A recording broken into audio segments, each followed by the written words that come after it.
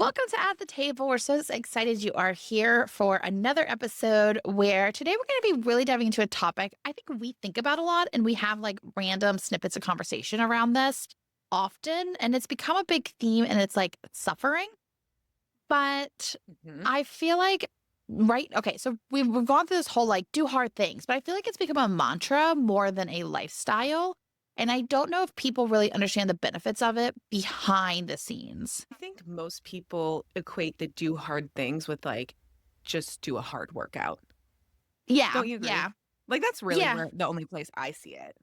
Yes, I do see like it is a lot in those different workout. There are people are like, oh, we got to do hard things and we're doing ice baths. I see it like the ice baths have been a big thing. You see it with that. And then the other like, oh, we're going to do a hard workout. And we wanted to dive into the actual reason. And I don't even like the word do hard things anymore because it's like becomes so trendy that I feel like we lose the meaning of it. And so we're going to talk more about choice suffering. I love that. So, people, I think, would automatically, when they hear suffering, be like, "Why would you want to suffer? Isn't that something we should just avoid altogether?" No. Exactly. The suffering's interesting because I think it is the idea that we live in where we have to be focused on happiness, and part of happiness is comfort. And so Well, yes, but comfort does not equate happiness. it doesn't, but I think it's part of that logic that people have because sometimes things aren't, Yeah. it's not as straightforward as we want to think, like with psychology of humans, right? We always like want to be like, well, of course, if we're all just going for happiness, the easier our lives are, the more convenient, the more we are able to have comfort in our lives, then in theory, we should be happier because we've taken away all the suffering, right? The inconveniences. Like we've never lived in a time where things have been so convenient, so comfortable. Yeah. Like especially here in America, like almost everybody has air conditioning. Like people have, houses to live in that are pretty large in comparison to all of history. Our Essentially, current everyone has houses, a car. yeah, we have access to so much of we can get food delivered depending on where you're at, but like almost all hours of the day. Like you have access to things. And yet we have probably some exceptionally high levels of depression and unhappiness and lack of purpose that is happening here. The whole point of looking at it is like happiness on its own doesn't really exist. So the idea of happiness only exists in the contrast of something more challenging or an unhappiness or in suffering. It doesn't exist isolated. I would actually argue that our default state is happy. Because have you ever met, like, I mean, I know you've met plenty of babies. Babies at their default, when they don't have anything wrong, they are happy and they But should that's, be. So I think our default yeah, state is happy. And then I think that the we learn things like that should make us happy, and then that obscures our like base level happiness. what I come from is like, it's like light only exists because of darkness. Otherwise, these things have to, because they're contrasts, they have to There's exist always a together. dichotomy. You can't have just Yeah. one. So if everybody was always happy all the time and it really is the default, then you don't have such a thing as true happiness or true. It's like a baseline versus like an above and below. So like I would say the baseline is really contentment. And then you have, because babies are content Yeah. is really what their baseline is. And then they Okay. have things at all levels of our development. We have things that bring us joy. And then we have things that make us upset. And then our baseline would be Yeah, content. okay, so that totally makes Yeah. sense because they have all of those things. Yeah. So I They're don't think it's sad as when they're simple as hungry. exactly. So we have this at all stages of our life and with like happiness, it really cannot exist without an opposite. Okay, But yeah, I love that. when we remove its opposite, I think it's harder to find happiness. Well, yeah, and in today's society, like you were saying, people do their very darndest to completely remove any friction in their life so that Yeah. they would feel more comfortable thinking it would make them happy or more content when in reality, actually, I think it makes you're life just even more creating a void. difficult. Mhm. Yeah. And there's a great book, one of my favorite books actually, Michael Easter wrote a book called The Comfort Crisis. And so if you want to dive deeper into that, is like the whole idea is that we have so much comfort in today's world, more than ever before in history, but our happiness levels are not higher than any other time in history. They are still, we're still suffering, not by choice. Mhm. And so comfort, what basically the conclusion is that comfort doesn't actually bring us happiness. What brings us happiness is choosing to do more difficult things. It brings more joy. And so if we want to dive deeper into it, one good example would be if something comes easy to you, I feel like we don't appreciate it or enjoy it as much than if it doesn't. You might look at someone who like growing up, like athletics was really easy for them or learning a new skill. And then they're like, well, they don't really appreciate it. They don't really pursue it, even though they're naturally talented at it.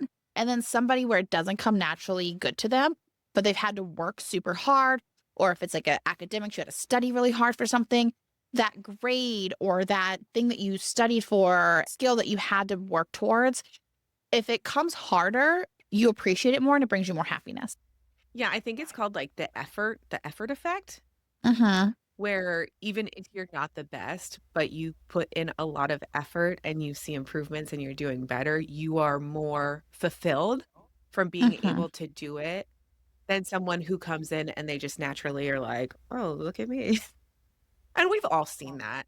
Mhm. Go There ahead. is that with effort, but I think also with the choice suffering, like we were saying before, like, why would you ever choose to suffer? I think the biggest reason is so that you can handle like, the suffering that you don't choose. So, I think the Dalai Lama had, like, a pretty, like he explains suffering as suffering equals pain times resistance. So, the more resistance you have to pain, and pain can either be mental or physical, something that happens to you, so like an external effect. The more resistance you have to the pain, the more suffering you have. So when you choose to do something that causes you to suffer, whether it's training for something hard, like what we're going to do with the canyon, go from rim to rim, or maybe it's like pick up a new skill that you know nothing about, or go back to school later in life, those will cause you pain in some regard. But when you have less resistance to it, you accept it. You're just like, this is the way it is. I'm going to move through it. You end up having less suffering. And it kind of gives you practice to when you have suffering or you're experiencing pain that you don't choose, like a family member passes away or something unexpected happens. You're able to move through that suffering with greater ease, even though it's definitely probably still difficult because you have built up that capacity to manage the pain. Yeah, building resiliency. I thought that I was interesting how he made that like equation of what suffering is. what's interesting as you dive into this subject, this is a discussion that comes up in almost every major religion. Actually, it does come in every major religion. And Yeah. also, it goes back to Greek philosophy as well. They talk about this is like you're going to have pain in life, but you get to pick if you suffer or not. And so there's a couple different sides or a lot to unpack into all of that, where it's like life is going to be hard no matter what. And even if it hasn't been yet, there will be things that show up that are going to be very difficult. We're going to lose parents, we're going to lose friends, family members. That loss alone is like devastating. There's just other hardships that people will go through in life. And some people will have challenges of, being housed and challenges with addiction. It can just be hard things at work, but life will always throw something unpredictable your way. And I mean, I know we've both gone through things where you go, wow, I would never have expected this kind of thing. But how you show up in the hard times is really your character of who you are, right? But it's not a finite thing, it can be grown. And part of growing resiliency is you can do it through suffering through these hard times, or you can choose to suffer before you're going to have the unpredictable suffering of life. And it allows you to manage these hardships a lot easier and have more resiliency towards it. It was funny when we had talked about doing this topic. My first thought was like, so we're Catholic, but I think in all like most Christianity, they're like you're gonna suffer. Everyone's gonna suffer, and you should be like grateful for it. Not like, oh, thank gosh, like I'm suffering right now, but you should take it in stride. and know like it's part of life and it's, something that we need to move through. I think the Catholics really embrace suffering. Yes, It's it is a it's like thing. built into the religion. Suffering is a good thing. I mean, it literally is built in that it Makes builds you more character. Christ-like. Yeah, Yeah. because that's ultimately, I mean, ultimately, if you think about it, the people who never suffer in life or don't suffer till later on, they do become insufferable people. Yes. Oh. My favorite people have gone through hard things. And as a result, they have grown and become more empathetic people, more understanding, more patient. These are skills that I don't think youth always has because you haven't had that experience yet, right? To teach you these things. So, like, Mhm. hardship teaches different lessons in life depending on the hardship. And these, certain ones, like if you don't have them, some people don't experience it till later in life. There is a sense of a lack of character that's been developed in these people. For sure. Almost like a version of immaturity, but like character immaturity. And I always find it fascinating. I feel like at different points in your life, you'll get in a conversation with someone and you'll be like, what a lovely person. And then you find out their history and then you're like, holy crap, they've been through some shit. And then you're like, how are you so well adjusted, happy, like generous in your life? And it's because it is a choice how you react to your suffering. Even though like you might not have chosen all of the hards that you've gone through, we're talking about choosing suffering in like certain ways so you can build up that tolerance. But some people, it's just like life hits them back to back to back to back. And they had the choice to either have a lot of resistance to that and then wallow and be like, oh, life is happening to me. I have like no part in it. Or you can choose how you react and you grow as a person. And then you can come out the other side and be a lovely being. Um, it's just fascinating to me how much of a choice you have in those scenarios when something you don't choose happens to you. Yeah, there is more choice than people might realize. And especially like before you're in the midst of it. Because one of the things I notice is the people who really grow and become better, and those people you were just describing, and you do have two options, right? Like you talked about. It's like, poor me going through these hard things. Only Mhm. I'm suffering, which in reality, no, you're not. There's very few experiences in life The that are world is isolated. against me. Yeah. Those become, you're not going to grow from that, right? You're not building resiliency from that mindset and that conversation of like, oh yeah, like it's just only I'm dealing with this. There's like a billion people on earth. Like there aren't, there's very few things that only you will ever experience in this world and no one else. That's a rarity. But most things, even if the people around you aren't experiencing it, most things have been experienced by other people. And so when you have hard things happen, because they will happen, it's like the mindset of I'm grateful for the good things that are also happening. And seeing that light in the darkness, I think is what creates like gratefulness and grit. Because you realize at that Mhm. time when you are grateful, you also realize like I can survive this. And sometimes that's very hard thought 100%. during the hardest times. I think what also helps people um significantly in those hardest times are obviously community, a good support system. I think faith is very helpful for people. Um so it's not just like being able to manage suffering, it's also having a great support system too. Absolutely. And then it also goes back to is choosing suffering to build the grit to get you through the hard times in life and to get you through hardships in life. It feels a little less hard when you already have the resiliency built into your system. You could do this in a lot of different ways, and I call it like choice suffering. What we would look at is the suffering in a way creates purpose, but it also is evidence to yourself of what you're capable of. And so I don't think a lot of people even realize their capabilities till they're in these darker times. So then you're like, oh, I can survive this. It's a lot of grit to survive some things. And by survival, I don't just mean like physical survival. I mean emotional, mental, spiritual survival. Yeah. Because life is more than just like the physical world we're living in. It's like you said, it's about the communities. It's about so many other layers and about who you are and who you're becoming. And so ways to build, we could talk about like building grit, which Angela Duckworth does or did write a really great book on grit specifically. So if you are interested in this topic, I would recommend reading it. So you can do both physical or mental things to build this grit and resiliency.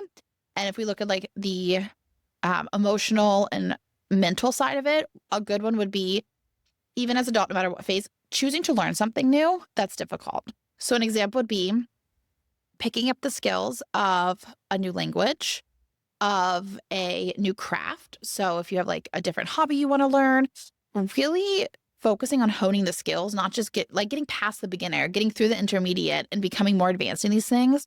You could learn how to write differently. You can learn, I mean, this is where I like the creative work because I think you have to work on it. But even learning a new skill for your job, that learning AI, like that's brand new for a lot of people. These are things that if you become, like if you dedicate time to it and you work through this hard thing, which you don't have to, or learning a new instrument's a great example too. You don't have to do that. You have the choice to do it. And it's hard. It's hard work to learn a new skill. You have to suffer through. It's very uncomfortable. And that can build resiliency. And then one of the other things is doing physical things that are really hard that you don't think you can do. You know what's funny is I think we probably had a similar childhood experience. I was reflecting on this and I was like, I think my parents helped me with this from a young age. And I do think it's a disservice to children when you don't kind of force them to do things. Like I'm thinking specifically like I like before like puberty, I was pretty chubby. And my parents were always like, you need to play a sport. Like at some point, like just play a sport. But you can pick whatever you want. You just have to do it. So I remember I was like, okay, well, I'll sign up for field hockey.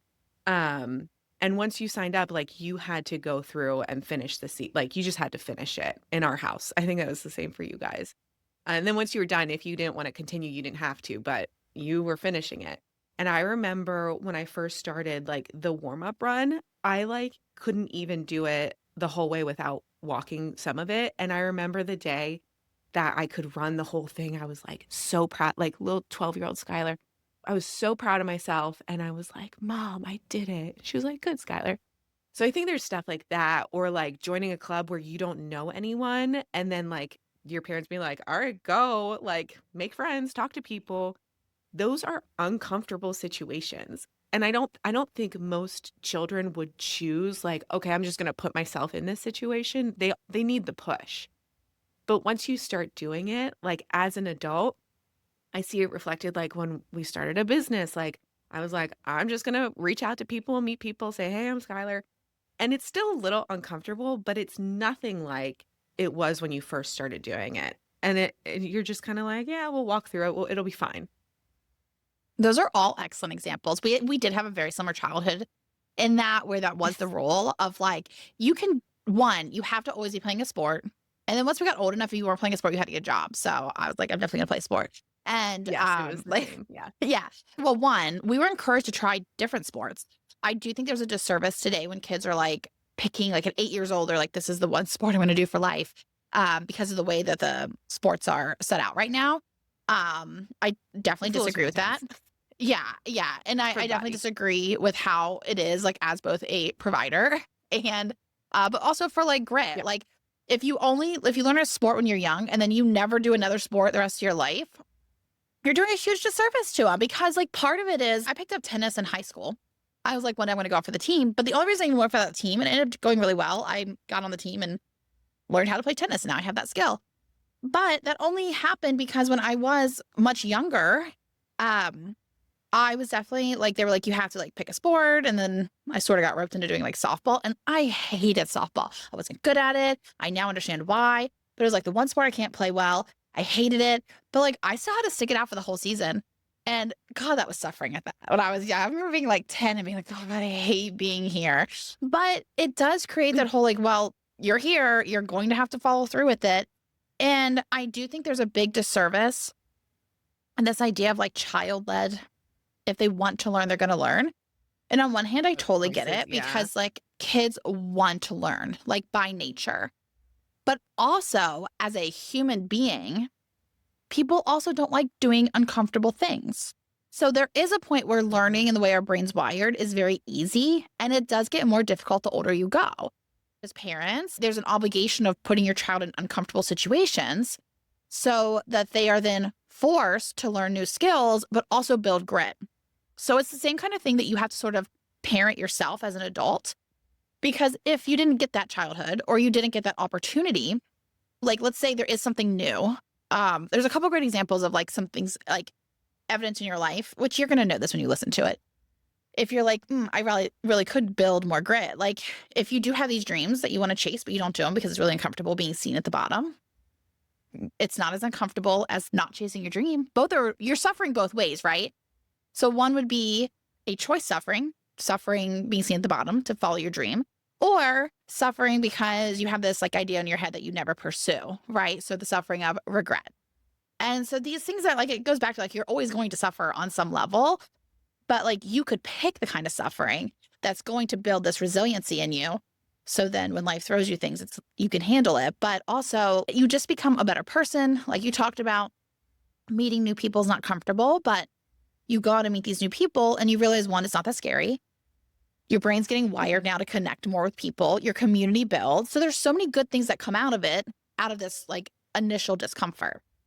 But I meet so many people, like I can't tell you in our field how many people started a business that I've met and then they end up closing it, not because they necessarily wanted to, but because they didn't feel comfortable going out and meeting enough people, doing the hard work, that initial grind when you first start, that is really hard. So we're talking about like choosing your suffering, but I also think to like make it even like the next level is choosing to suffer in like an open space in public. You know what I mean? Like, Mm, for example, like I was a collegiate athlete. I've played sports my whole life. I know how to work out. Like I've done all types of workouts. About 2 years ago, I've never done CrossFit until 2 years ago.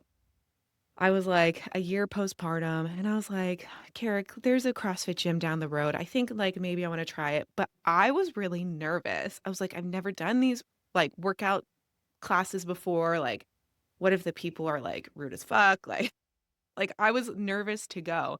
And I remember like going to that first workout, signing up and being like having butterflies. And now like it's like one of the best communities that I'm in here. It ended up being like a wonderful, wonderful thing. But if I had let that like hesitation hold me back from ever like going and just being like, oh, well, I'll just work out in our house. Like, I don't have to go to a gym with other people. I would have never gotten the benefits of that experience. yeah, I think it's a great example. I mean, how many people are not going to the gym because they don't feel fit enough? So People many people. do. Or people are scared they're going to be judged, which what I notice is the workout communities really want you in there. So like that judgment's in our head or online, but it's not in person. Like a good place accepts you like 100%. So we have these preconceived notions and we're like, oh, we won't do this thing. We won't go try this new thing. And I think the older we get, the less we try new things. You've And practiced it. it has to be a habit of being uncomfortable. And then what's interesting is the people who do choice suffering are happier. There's a lot of good evidence behind it and Yeah. research showing this, that like if you choose to do things that make you uncomfortable, you are going to be happier. And one of the things is because like for you, you went to the gym. It was uncomfortable at first. You didn't know most of the moves. You had to meet all new people. But as a result of that discomfort, you now have community and you're fitter, right? So like you have a lot of good things that came out of the suffering. It's just the initial suffering. And that's one of the reasons where we created the canyon rim to rim, which not like we created, that's like a very popular bucket list trail, It's but been around for a while. really long time. But a lot of people want to do it, but it takes training, it takes work, planning, organization. It takes a lot of effort to go do it. And to say I'll just do it on my own. Very few people have that type of dedication to plan it out and then do the training all by themselves. Yeah. But what's interesting, both our husbands did it already. And I'm doing it this year. And They did then an extreme version. they did a much longer version than we're hosting, but they did but now we're training also to do it, just like my husband and I, and then we're gonna go with Innate Women as a group, we're going to be hosting 12 women in the canyon going rim to rim and organizing all of it for you. So if you want to be a part of it, go to innatewomen.com and look into it. You can fill out an interest form and we'll call and chat to make sure it's a really good fit because we're really curating who's there. But don't let that scare you. Like if you're interested and you fill out the form, part of showing up the way that people need to show up for this. But even now, as I'm training for it, it's so interesting because when I talk to you like abroad, like why our husband's trained, and I'm sure you had this conversation with Carrick as well, but like Frank and I had this conversation and now I'm like seeing it's the training is almost as valuable as probably doing. Literally the other day, Carrick was like, I kind of miss doing the training for the canyon. He was like, it was a great time because he would wake up really early on the weekends and go for these like 13-mile walks and hikes. And he was like, it was really lovely, like to just be with my thoughts and like see the sun come up. And I was like, babe, you can still do that. But without having that like planned event and like not like the pressure, but some pressure of having like, I'm going to have to show up and I'm going to have to stay with the group and be able to like keep up. That is motivation to actually go out there and do that. And without that, it's much harder to wake up at 3:45 in the morning and go for a long hike before your wife and your kid are up. Yeah, it's you know what it is? It's that setting that goal and having a bigger purpose. So for somebody like who this would be good for is a couple people. One, if you feel like a little purposeless and you're like, I need to get back on track, but I don't really know direction I'm going. I'm feeling a little like lack of purpose, but you are a driven person, but maybe you're not, things have shifted for you. I think this is an amazing thing to do because sometimes we get distracted, right? Or sometimes life, ebbs and flows, or you reach certain big goals and you're like, well, what's next? Having a goal like this helps reset everything else in your life because it gives such structure that has to be done for the trading. Because it is one of the biggest things for me right now is it's time consuming, right? So it has to be scheduled for the whole week or it's not going to get done. And so building that fitness base and then training specifically for the hills that we're going to see in the canyon, and then even training for heat, all of that takes a lot of dedication over a certain period of time. And that dedication over time and that consistency builds grit. And it also proves to yourself what you're capable of.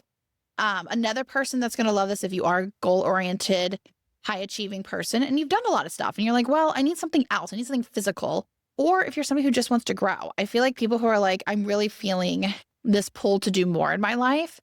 This is the groundwork that will feed into every other aspect of your life. Like you can't do something like this and not see other aspects of your life change. I was going to say, I feel like the growth aspect, and it might not just be like your physical fitness, it's going to be your whole life, is so underrated when you choose to do things like this. Because, for example, some of you might remember this, like 5 years ago, no, it's longer now, like 6-ish years ago, maybe a little earlier, the 75 hard was the thing to do. And all 4 of us did it. And while we were doing it, we all got more fit. We felt great. But then the office numbers grew, and that was during COVID time. So we were doing better in business progressively in times where we shouldn't have, right? And we were seeing growth in other aspects. And I think it just helps open your mind to be like, okay, well, if I can manage 2 workouts a day and whatever, then I can certainly do this whatever work thing, commitment, or like extra chore. And it's just fascinating. Our reflection of that period of time, we were like, wow, we saw all of this other stuff happen that was not purely physical and like exercise related. I think that's a great example. I forgot we did that. Does it feel like that long ago? No. So long ago. Oh my God. No, honestly, because even like It was 6 years ago. Well, Frank and I, this upcoming March will be 10 years of us together. And I was like, where does time go? Oh, I guess it's 10 years for me and Carrick too. Yeah, we're all the same. I don't know. I think like time's so elusive on stuff like that. So of course I feel like we just did 75 hard. But also I like forget about it because there's so many other things. With what you're bringing up about it, it is true because like when I watched, because it was last summer, so it was a year ago, that our husbands were training for the Grand Canyon. And I feel like was not talked about enough, but us wives involved, because this is a guy only trip, and us wives involved, it was like training for us too, like holding down like Ford. I didn't see him all weekend because him and a It couple was other people so doing it. hard. Yeah, they were just gone. And it's really interesting because I also found though, when you're training for something, when you have this hard thing that you have to do, and you have to do it no matter what, if you want to be prepared for it, you're going to have to show up in your life months before, and whether or not you're ready for it, whether you not want to or not. And that's where this grit and resiliency is built. But something I observed in him and even in the other people in the community who were doing it is that when your time becomes more scarce, when you have to dedicate X amount of time to this bigger goal, your intentions get more focused at home. So, we all have a certain amount of time we might dedicate to other things or waste. I don't want to say waste, but like all that gets cut out. So it's sort of like the fat gets trimmed from your life, and you're just like intentional about what you're doing, which is why other aspects grow. So like he was more intentional with patience, which he always is, but he was even like more. And then like in our relationship, he had to have like dedicated times for date night and things like that. When if we have more time, we're like, oh, we'll get to it. But when you start pushing yourself, you realize that for everything to elevate, you have to push yourself in all aspects of life. So, when we're training for this, which once you sign up, the training will start actually in the late fall for this May trip that we'll be doing. And what you're going to see like this time is like everything in your life just elevates because you have to be so much more intentional, which is awesome. Yeah. And then when you have free time, I feel like you more enjoy it because you're like, oh, Yeah. this is And I also nice. feel like you're just, and this goes back to like the happiness. When you're doing these hard things, sometimes okay, so when you do things that are more difficult, when you do choice suffering, some of the stuff that are annoyances are no longer annoyances. And in one aspect, it's because you're exhausted. So like I always find when I'm But training also hard, builds your tolerance. yeah, like when I'm training hard, some of the stuff that used to bother me or annoy me or like little things, right?